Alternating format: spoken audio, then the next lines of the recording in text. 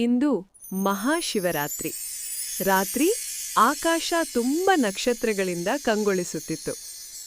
ಕೈಲಾಸ ಪರ್ವತದ ಹತ್ತಿರ ಚಿನ್ನು ಎಂಬ ಒಂದು ಚಿಕ್ಕ ಇಲಿ ವಾಸಿಸುತ್ತಿತ್ತು. ಜನರು ದೇವಾಲಯದಲ್ಲಿ ಶಿವಲಿಂಗಕ್ಕೆ ಹಾಲು ಅರ್ಪಿಸಿ ದೀಪಗಳನ್ನು ಬೆಳಗುತ್ತಿದ್ದರು. ಚಿನ್ನು ಮನದಲ್ಲಿ ಯೋಚಿಸಿತು, ನಾನು ತುಂಬಾ ಚಿಕ್ಕವನು, ಶಿವನಿಗೆ ಕೊಡುವುದಕ್ಕೆ ನನ್ನ ಬಳಿ ಏನೂ ಇಲ್ಲ. ಆಗ ಅಚಾನಕ್ ಗಾಳಿ ಬಲವಾಗಿ ಬೀಸಿತು. ದೀಪಗಳು ಆರಲು ಆರಂಭಿಸಿದವು. ಧೈರ್ಯವಾಗಿ ಚಿನ್ನು ಮುಂದೆ ಓಡಿ ತನ್ನ ಚಿಕ್ಕ ದೇಹದಿಂದ ದೀಪಗಳನ್ನು ಕಾಪಾಡಿತು. ಇಡೀ ರಾತ್ರಿ ಅದು ಜಾಗೃತವಾಗಿಯೇ ಇತ್ತು. ಬೆಳಗ್ಗಾಗುತ್ತಿದ್ದಂತೆ ಶಿವನು ಮೃದುವಾಗಿ ಪ್ರತ್ಯಕ್ಷನಾದನು. ಮಗನೇ, ನಿನ್ನ ಭಕ್ತಿ ತುಂಬಾ ದೊಡ್ಡದು ಎಂದು ಶಿವನು ಆಶೀರ್ವದಿಸಿದನು. ಆ ದಿನದಿಂದ ಚಿನ್ನು ಸಂತೋಷದಿಂದ ಮತ್ತು ಧೈರ್ಯದಿಂದ ಬದುಕಿತು. ಸಣ್ಣ ಭಕ್ತಿಯು ದೊಡ್ಡ ಆಶೀರ್ವಾದ ತರುತ್ತದೆ.